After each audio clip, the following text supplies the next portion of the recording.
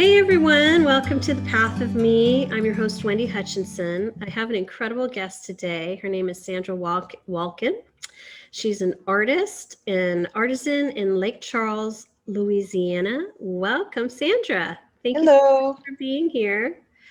Tell Thank us you. a little bit about what you do. It's really kind of hard to pinpoint or label the work you're doing. So explain to me what you do with these incredible wood pieces that find you. I I take wood slabs of wood. I find sometimes driftwood, just cool pieces of wood that speak to me. And my specialty is finishes. And so I do specialty finishes on pieces of wood to create functional furniture. Um, So cool. yeah, it includes metal inlay, gilding, chemical patinas, metal work. So it's just a combination of things that just evolved over the years that happen to be in my toolbox. You must have the coolest workshop on your property I do. with I do. I'm so very all blessed. kinds of stuff I'm that so makes the very magic blessed. happen. Um, How did you find this passion? I know before all of this, you were a pharmacist, kind of part scientist pharmacist. So it's so interesting that you transitioned from that kind of linear mind into this world of creativity. Like how did that happen? Was this always inside of you? Just Well, I ready to think come out? back to when I was a child and I was always interested in art and color and interior design. And so there was that side of me. Hmm. And then when I became a mom, and then we were building a house, and I wanted all these really exotic finishes in our house. And in our little town, there really weren't people that did those kind of finishes. Right. So I'm like, I'll take a class. I'll learn how to do that so I could do it in my house. Hmm. And then when my daughter grew up, and then when she was 15 and she was a little bit younger, when I realized that she wanted to go away to high school, and it's like, what am I going to do with myself? So I had these classes of specialty finishes that I had been doing. So I just started taking more classes in anticipation of when she moved away, I'd have something to occupy my That time. was that was brilliant And to then one day, like well, I say one day, Hurricane Rita happened in 2015 mhm, because I'm also a tree lover, a tree hugger, a right. lover of wood. I've always had that love also. And when Rita happened in 2015, I saved a lot of wood because we had trees that Because came you down. had to. Your heart was like, I'm not letting this I can't let go. it go. And it just dawned on me one day, like it just an idea occurred to me when I was looking at a piece of wood that was really cool, and it was all kinds of holes in the wood. I'm like, if I could figure out how to inlay metal into that wood, that would just be a really cool thing. And so I tried to find a class. I couldn't find a class. So I started studying YouTube videos of like sculptors and metal workers, and I just figured it out. Are you How serious? You figured that out on your. Isn't YouTube amazing? I know. You can learn anything on YouTube for So free. It's yes, it's yes. So incredible. they were putting metal in things, but it wasn't in furniture in wood.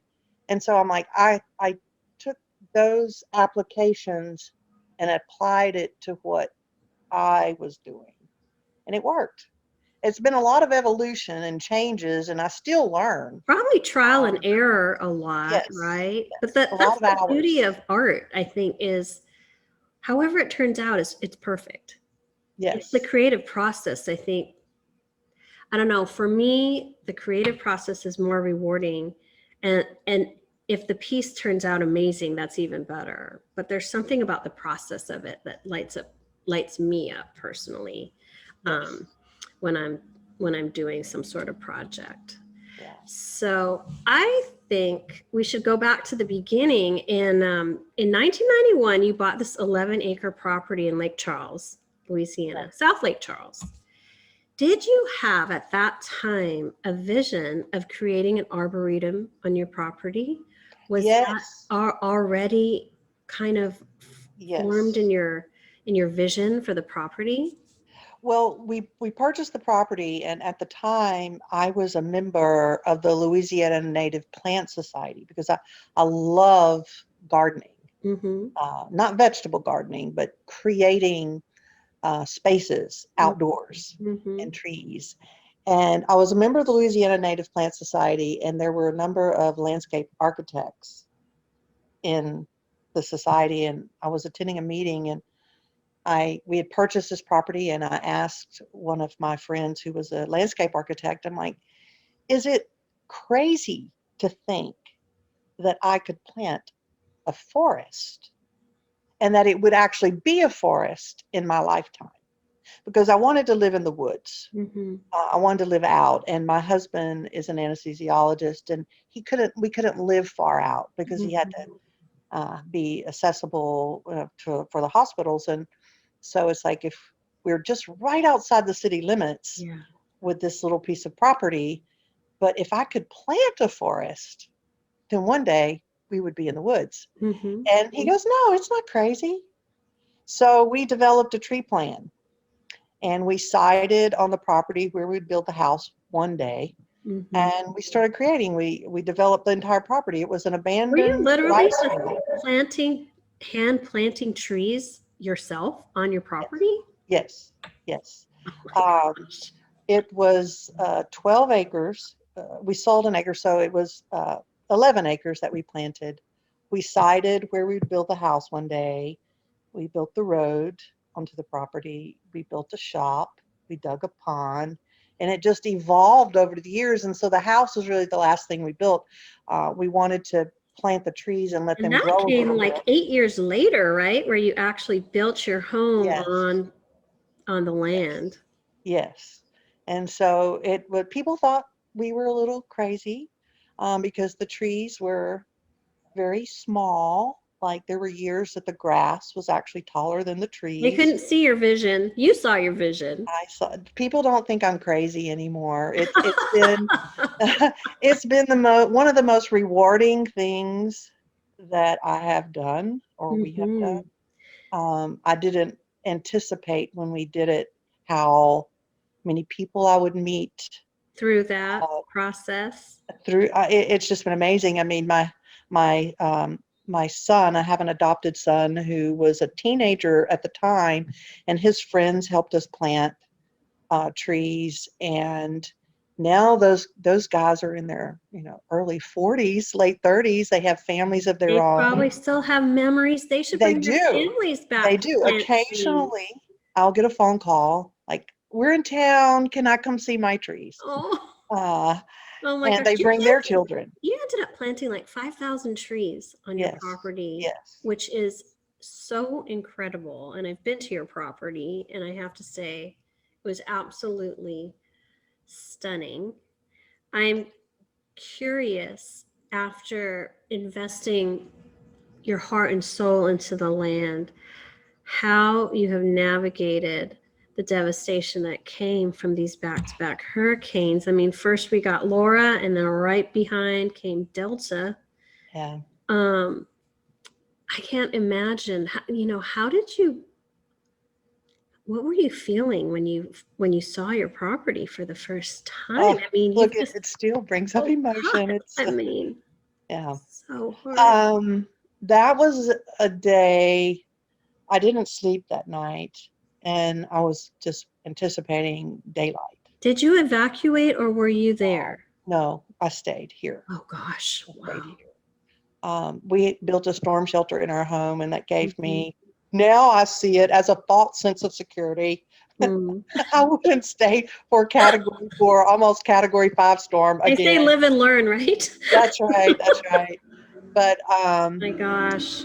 I was waiting for daylight, and um, the east eastern sky.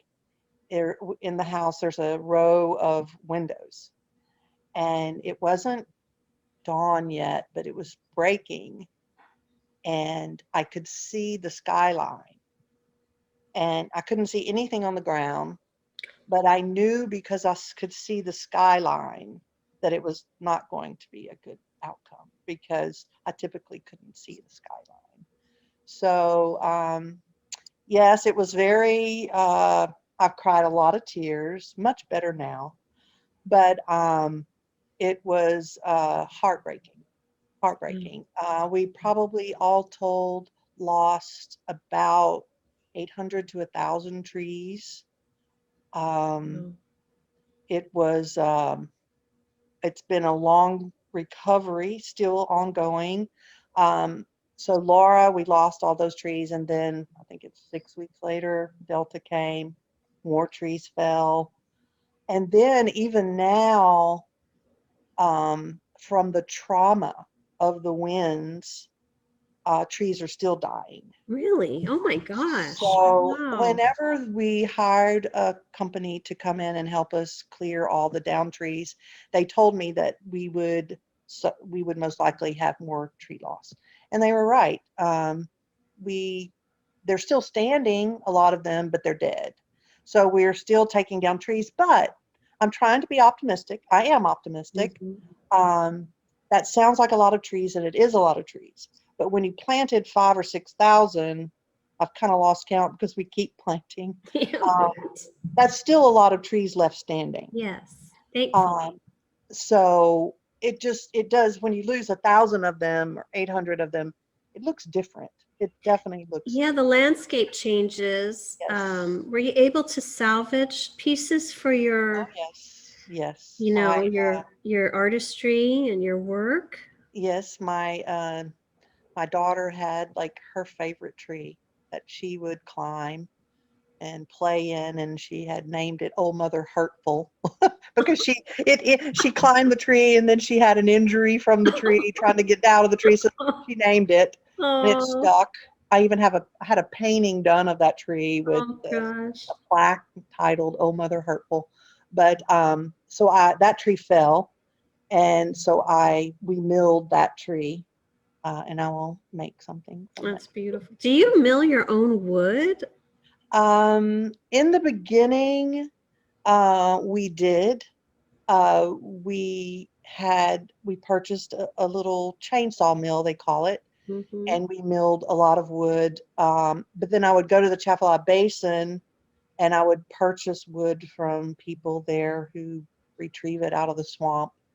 And then have a lot of wood stored and drying, and I really have nowhere else to save wood. So like for the hurricane trees, a friend of mine has a really like commercial mill.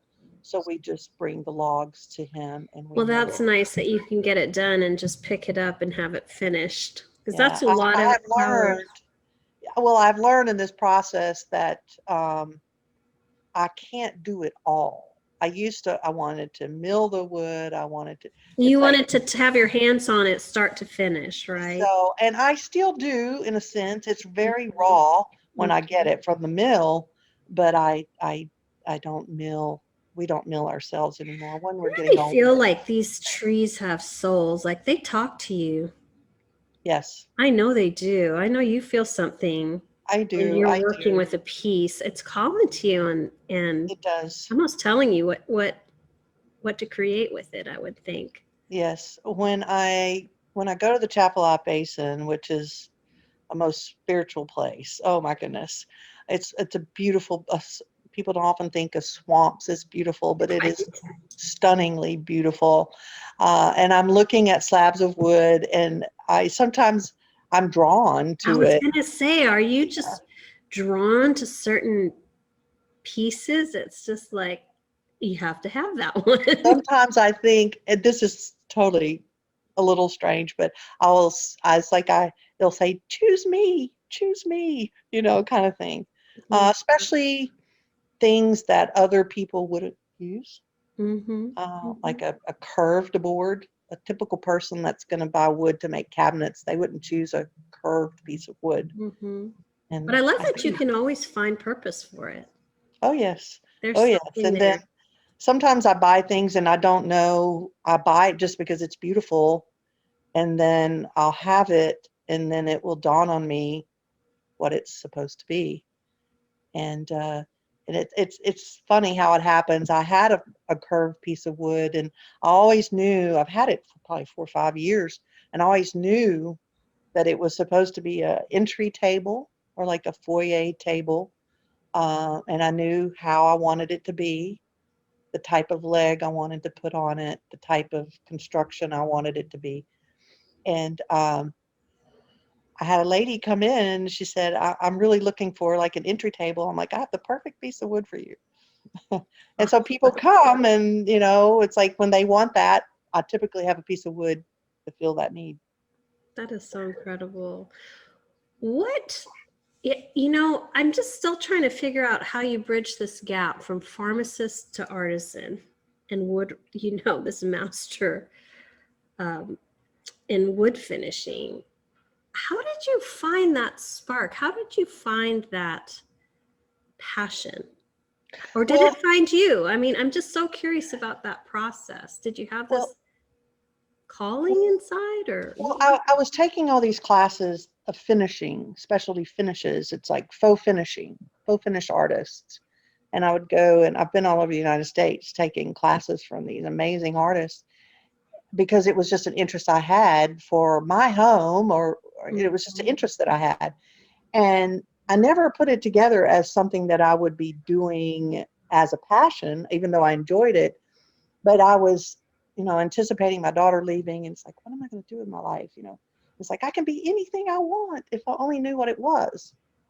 I And think then it, so many of us have asked ourselves that question. It's overwhelming to know that literally the world is your oyster. You can pick something and be that. That's and a well, big thing to hold. yes, and it's like I can do what is that? What is that? And then that day when I had saved that beautiful wood, and just the thought occurred that I could take the skill set that I have learned over the years and apply that to wood. And and so I just started doing that. And when I realized how it spoke to people, like people responded to it, and it's like, because it was different to see metal inlaid into wood. Mm-hmm. And then when you added the chemical patina process and the gilding process on top of that, it was just different than what you typically saw. And people, I don't know, I don't know how to explain it. Is it part of it that I'm so passionate? I became so passionate about it that my spirit is part of that piece, and it just speaks to I people. believe that. I believe Uh, that 100%. I and then believe it that, just especially when you're working with pieces that your heart planted, exactly there's going to exactly be an even stronger piece of you or the spirit of you in that piece. It's been on your land, nurtured all those years. I'm amazed at all of this incredible learning and training that you've been through. I know you did like a 6-month apprenticeship with, was it George Olivier? yes, In yes. Massachusetts? Is that where he was? In Natchitoches, Louisiana. Natchitoches. Yes. Okay. Yeah, I had all of this. I had this skill set of finishing and Mm-hmm. really cool finishing techniques, but I didn't have a woodworking background, working with tools. It's like, Mm-hmm. and my husband, we have rudimentary skills. But it's like, I'm going to need to step this up a notch if this is Yeah. what I want to do. Yeah. And so my daughter had gone away to school, as I predicted, for high school, Mm-hmm. um, to a boarding school it's a Louisiana State public high school, public boarding school um, in Natchitoches, Louisiana. And Really? So so, she actually led you right there to the yeah. front door, his front and door. and so I once a month, they you're your children, my daughter came home for a long extended weekend. And so I'd have to go there monthly to pick her up for the weekend. And I discovered this shop. And so every month, I would go pick her up and I would go visit Mr. Olivier. And I mean, we just became fast friends. And then one visit, I said, you ought to let me come work with you. Maybe I should come work with you. I'm like, you wouldn't have to pay me. Just let me come work with you and teach me some things, how to use some of these tools. And he said, okay. Oh my God. So I got an apartment. I made wonderful friends there. Got an apartment, and I would go there like 3 days a week. I'd leave on Sunday night, be there Monday, Tuesday, Wednesday, come home for the weekend, long weekend, go back. And so I did that for 6, 8, 9 months. I forget exactly how long. I did it for Wow. quite a while. And That's then when my daughter amazing. graduated, I left Natchitoches, but it was a wonderful experience. There's something really powerful that happens when we choose ourselves. When we make a commitment to nurture this divine spark that's kind of inside of us and really pursue or take aligned action that brings us closer to creating the vision or manifesting whatever it is that's kind of percolating inside of us. That must have been such a period of growth for you, not only as an artist, but I mean, as a person too, to have that Yes, time. yes. It's what has happened, which was a surprise, is when you're very passionate about woodworking, finishing, and then you meet people who Mm-hmm. have the same passion. Mm-hmm. To meet, I mean, you have friends, but when you have a friend with whom you share a passion, Mm-hmm. that's Next level. oh my goodness, it is. And so, I mean, I would go Mr. Olivier passed away a couple of years ago, but I would make trips to Natchitoches just to visit him sometimes and visit Mm-hmm. friends. And we would just sit. We would just sit in our chairs. There was a little walkway between the finishing room and the shop. And we would sit our chairs there and we would just talk. And time would go by Oh, I so bet. And fast. to have someone who speaks your language, Yes, right, yes. is so magical. Because we have kind of different subsets of friends. We have friends who have kids our kids' age. We have friends who are professional friends with, that we've known through work or whatever, community friends. But when you have friends who are actually, like you said, passionate and speaking the same language, that's next level stuff. That's a soul to soul Yes, yes, connection. So how beautiful that you were able to build this community while you were, right. learning all these incredible skills. And then you also, what inspired you to go to Pennsylvania? I know you did a lot of classes at this program. I can't remember what it was called. Oh, JD it's the Lohr. JD Lohr Woodworking Yeah. School in How did you Pennsylvania. find that program? And Well, there there is a furniture artist that I admire. His name is Nakashima, and he did live edge furniture, and it's beautiful. And he's gone. He was, but his shop still exists. mhm. And it was in Pennsylvania. And I wanted an excuse to be able to visit his shop because they do tours. And I was learning more.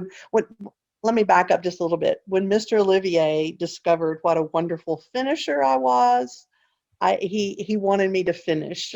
He wanted me to do finishes in his woodworking shop, though he did teach me a lot of skills using tools. I did learn some things from Mr. Olivier. Um, but I worked in the finishing room a Yeah, lot. he didn't waste any time in taking advantage of your Exactly. talent. He's like, and I need you to work on this table for Yes, me while yes. you're here. So we sort of divided my time between the two things. But Mm-hmm. I decided maybe I should take a more focused class Mm-hmm. on woodworking skills. Okay. So I took a class. Well, it was a week-long or 2-week-long class in Pennsylvania for woodworking. What I admire about you so much, Sandra, is your commitment to maintaining balance in your life. So this is a passion, but you are really so careful about making sure you have time available to travel with your husband and to really have a balanced life versus creating a business. So I Correct. love that you're really holding on to the integrity of the artistry and Yes. just really honoring what you feel called to do when you feel called to Right. do it, which is Well, wonderful. I feel very blessed to be at a stage in life where I can make that choice. Hmm. Um, it's if it doesn't speak to me anymore, if it becomes a chore, and then you lose that thing, that passion, That then spark. that's what works for me. That's what works. Mhm. That's not, everybody can't really follow that path, but I'm very blessed that I am able to do that. Yes. Yeah. But it has, excuse me, my husband just walked in. Oh, speaking the uh, devil. but it has been sometimes difficult not to let it consume you and become that, because I think if I was 30 years old and this had happened to me, then oh yes, this could become a lot bigger. Mhm. But I mean, I was sitting at a party, it and I was invited to do a show, an art show at a museum, and it's like, how does that happen? I didn't pursue it; it found me. I And so love when these that. things just keep happening to you, and it's like, okay, is it supposed to be something bigger? You know? And then I back off and I'm like, no, I no, think allowing the unfolding is beautiful because it's going to yes. come in perfect time.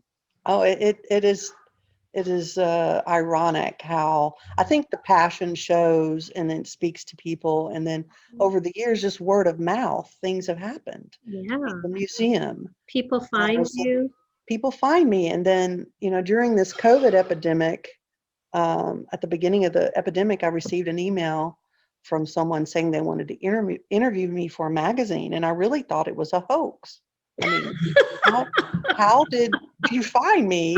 Yeah, And so I Googled the name, and sure enough, they were legit. they're legit. So I did an I love interview that. with the Louisiana Life magazine. I love it. And so that happened. And then, like, how did you find me? Well, someone told me about you, and I wrote down your name, and I was going through my list and I looked up your social media and I saw what you do, and I love your story. Oh, that is so cool. So that has happened a couple of times, and it's amazing to me. I've It's just, always believed that what is for you is for you. It's like we put out this vibrational call. Our soul puts out this vibrational call. And the more we are aligned with that, the more we are stepping into our purpose and really aligned with our passion and just doing what we're doing because we love it with yeah, detachment from any outcome. The people come, the people in resonance, the people who appreciate your art, these opportunities to be it featured in a happens. magazine or have a art show in a museum. I mean, that's all a result of your passion Exactly. I and your believe that soul, wholeheartedly. you know. How did you kind of navigate all the emotions of seeing your property with so many downed trees? I feel like that was probably such a emotional and sacred space that you were in during the cleanup and recovery of your property. Um, how have you navigated that, and what have you learned about yourself through that process? Patience. That's a hard Patience. one. Patience. I'm still working on that one. Mhm. Um, well, I've come to realize that it's not destroyed, it's just changed. Mm. Um, I had a forest, and now I think of it more as a tree garden. Mhm. Both beautiful. Mhm. Um, and seeing the earth, it's more than just down trees. The result of having all of those down trees and cleaning up the earth itself is so scarred. And now my task is to help that heal. Mhm. Mhm. And what is there to um, to help it heal also, because I don't know, there's a book that I read one time, and there's a documentary about, it's called The Hidden Life of Trees. And I now think of trees in a way that I really hadn't thought of them before I saw that piece. And it's how these trees grew up together. Yeah. They're all, this is another life lesson. It's like they're all different species of trees, Yeah. all different species, but they've grown up together and they have formed community. You're like a family. They are a family, they're a community. So when you lost so many, it's like when you read this book and you watch this documentary, they communicate to each other basically underground through Right, their through their root root systems. system. I Through know their root that much. systems. Yeah. And so it's like when you have the young sapling and you have the big mature tree, the mature tree will help protect that sapling Mhm. through the earth, through the roots, giving it vitamins, giving it nourishment. And so when you lost all of that, it's like a grieving. I believe that. It's like a Yeah. grieving. And so the big thing now is I was watching this documentary, and it's like when you lose that many trees, you lose that much of your family. Do I totally eliminate the entire tree that's left?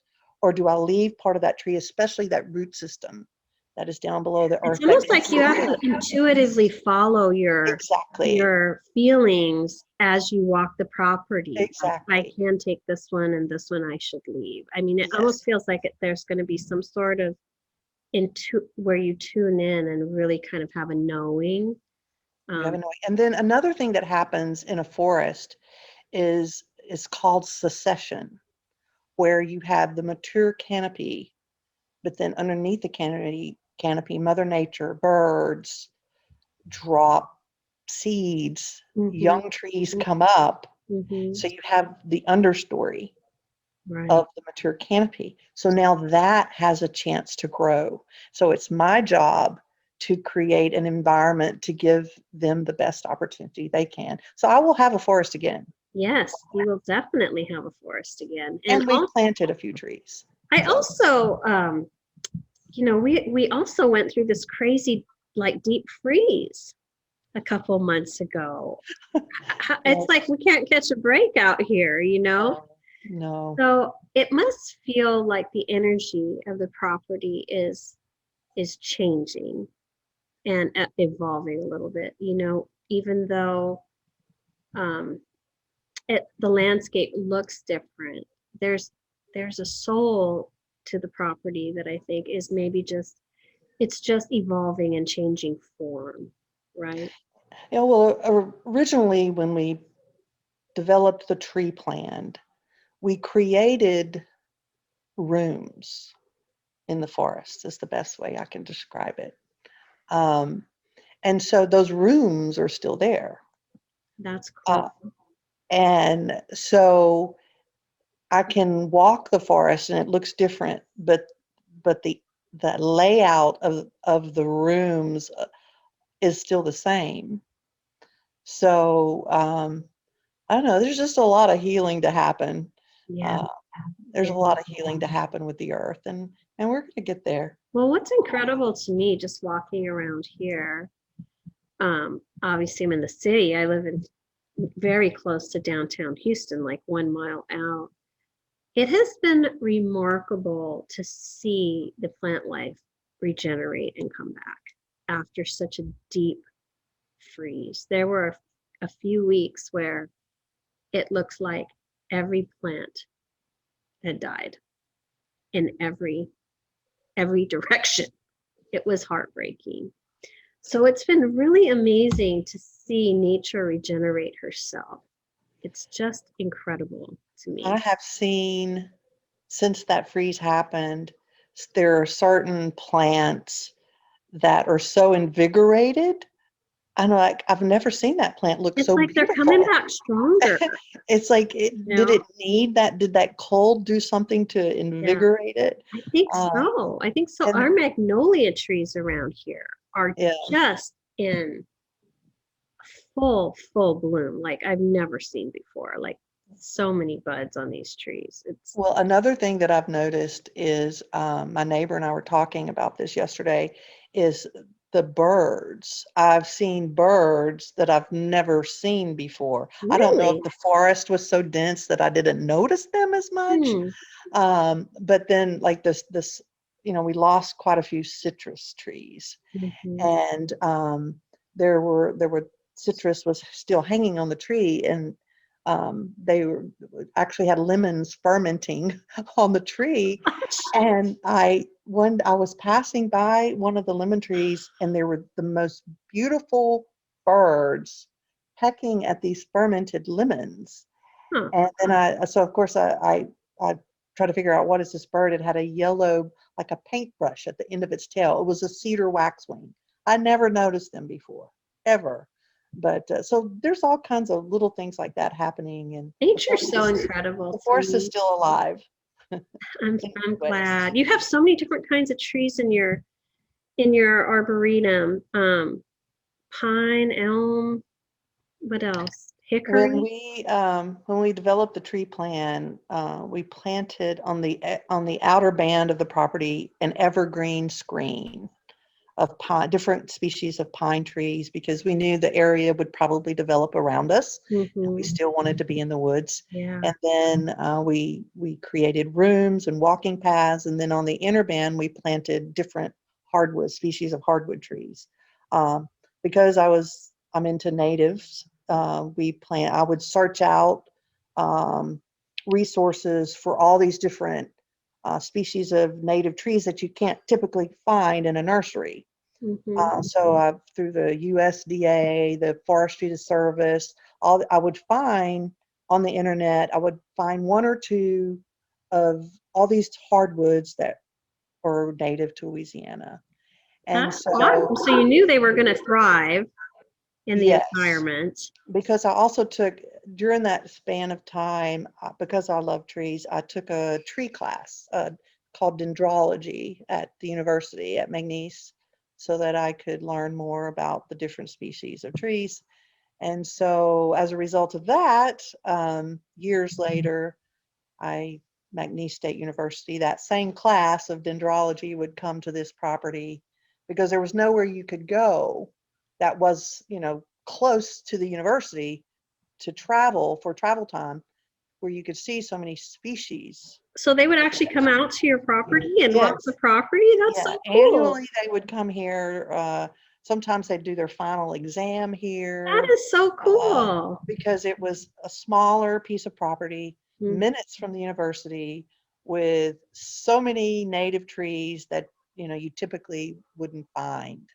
Who would Uh, have known that this dream or this vision or this idea would have led you down oh, this road and created all of these incredible connections, opportunities? It's kind of, well, it's sort of amazing. like one begat the other, is a Hmm. good way to put it. I love trees. I Hmm. planted trees. Hurricanes came, destroyed the trees. Yes. I saved the wood, and from that, I do furniture. It was just an evolution that happened. What I love is the organic nature of it, and what I feel is so important in this story is there was just an allowing and a flow that Exactly. took place. And like you said, patience is so important when we're on our life journey. This is like a metaphor for life, right? Like when we're younger, we're so hungry to make things happen and to achieve something and be something and get somewhere. And we don't really allow the process to organically unfold. We're almost kind of resisting the natural order of things and forcing things a little bit. Well, it's slowing down Mm-hmm. and listening Mm-hmm. to your soul, Mm-hmm. because it will speak to you.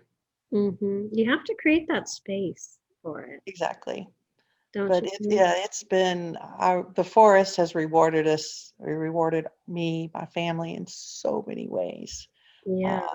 Uh, I've shared it, photographers, senior class, senior pictures, Yeah. Do family people get photos. married out there? I would think There's been weddings so. here. It's just, it Wow. when we planted it all those years ago, never would I have dreamed that, it would I would meet so many people just because of that.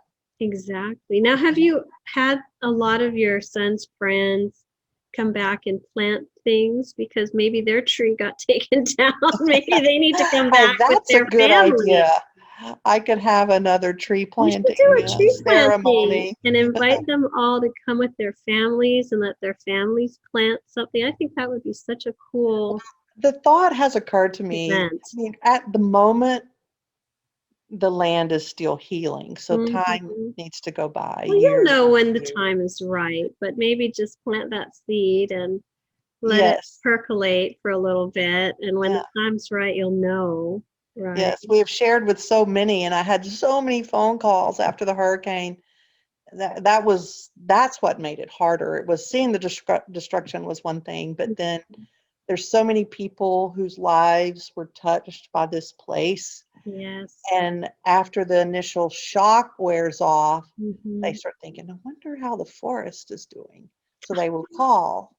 And so having to Was say it that, hard? Like, was it like oh, ripping the Band-Aid every time you'd have to yes, retell yes, your yes, story and then feel the yes, pain of it, and then they're crying on yes, the other end or they're yeah. heartbroken, it must have been really hard. So, in fact, just yesterday, this is crazy. Even yesterday, a photographer had been here before the storm, and he had made like a video of the property.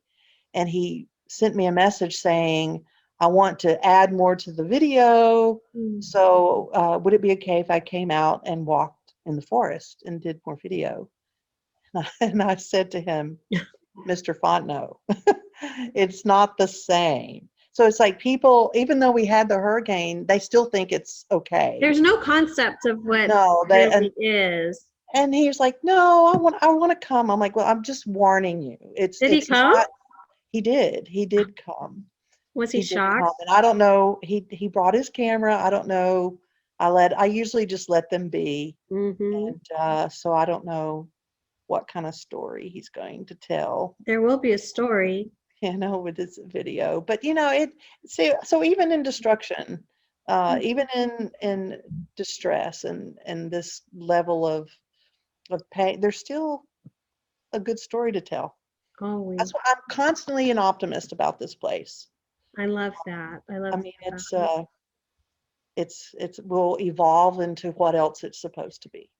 Well, there's a resilience about the land. That's right. That's right. Somehow, despite everything, and against all odds, it comes back. Yes, It may not come back exactly the same, and maybe it wasn't meant to. right. It And will be beautiful. yeah, it It will still is be. beautiful. It will be. And I kind of feel like that's kind of a metaphor for life. Like we get broken, we lose parts of ourselves, we go through transitions and change, but somehow we keep rising. We Yeah. become stronger for it. We are more resilient in our lives. We're able to hold the suffering of whatever has happened a little easier as we get older, just Yeah. from Well, experience. when I think back over the years and the number of people that have been here, students, classes, um, if I made, if I could show them, well, I've already been told how they didn't realize that you could do this. And I'm like, you don't have to have 100 acres to plant trees. Mm-hmm. Just in your small space, call it my term that I use is a postage stamp forest. It's a Mm-hmm. little forest, but you can do it. So they now realize, hey, it's not, you don't have to go out and spend thousands of dollars Right, on these huge right. trees. You can do it. You can do it. Mm-hmm. And it's good for the earth. Absolutely. Good for the I earth. love that you have taken this knowledge and your property and used it to educate others.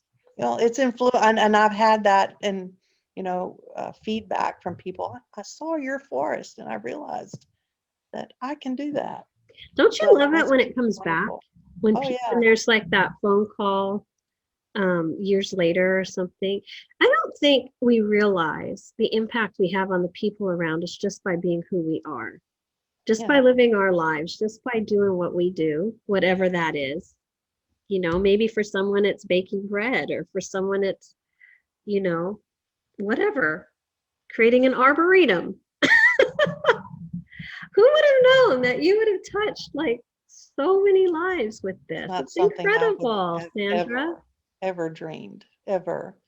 But yeah, the people that have crossed paths with me and I've crossed paths with them, it's just been so rewarding. That's amazing. Well, I So want to let people know where they can find you, which is on social media. So, what is your Facebook?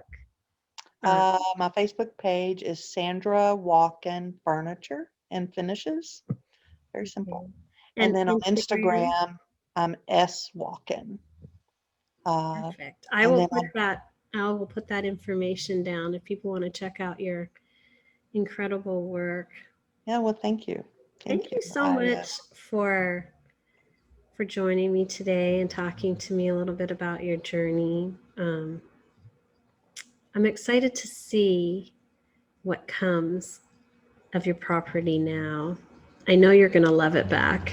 You're going to love it back into life. Yeah, yeah. Just one And day it'll at be a time. beautiful again in my lifetime. Well, it is beautiful now, but it'll be maybe an even more expressed vision of what you want Well, to I do. mean, to be an optimist, I get to do it twice. Yeah, I get to do it exactly. You can twice. change whatever what you That's didn't get to do exactly last right. time. You can That's create this exactly time, right. which is super cool. Is your husband as interested in the land as you Oh, are? yes, So yes.